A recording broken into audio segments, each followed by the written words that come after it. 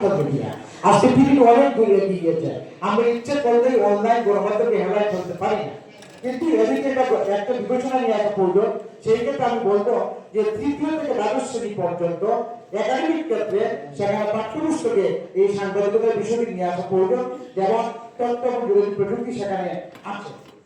এর পরবর্তী বিষয়টি বলবো যে আজকে অনেক ক্ষেত্রে অনলাইন এবং সোশ্যাল মিডিয়াকে বুঝিয়ে দেওয়া হয়, জনগণকে সেটি সম্ভব বানানো যে অবশ্যই প্রয়োজন, অবশ্যই করা প্রয়োজন যে আজকে পাবলিক বুঝে ভিউ, তারা ভিউ বুঝিয়ে দৌড়ায়, ভিউকে শিল্পের কোনো মানদণ্ড নয়, সেটা কিন্তু জনগণকে অবহিত করতে হবে, জনগণকে জানা দিতে হবে।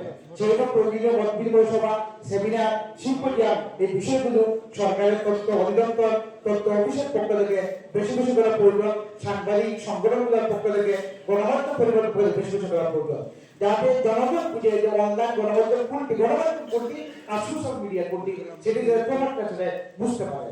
আমি সেই বিষয়গুলো বললাম। আমার মনে হয় যে বর্তমান বিজ্ঞান ও প্রযুক্তি যে অবনীয় উন্নতি, এই ক্ষেত্রে যাতে আমরা সাংবাদিকদের যে ধ্যান ধারণা পাল্টেছে, গতিপ্রকৃতি বলতে গিয়েছে, গতিপথ বলতে গেছে, এই ক্ষেত্রে যাতে সাংবাদিকরা মৌলিক নীতি অক্ষুণ্ণ থাকে, সেই দিকে আমাদের সাংবাদিকরা গণমাধ্যম কর্মীদেরকে আমাদের এগিয়ে আসতে হবে। সেই বিষয়টি আমাদের বিবেচনায় সংস্কারে সেই বিষয় নিয়ে আসা প্রয়োজন।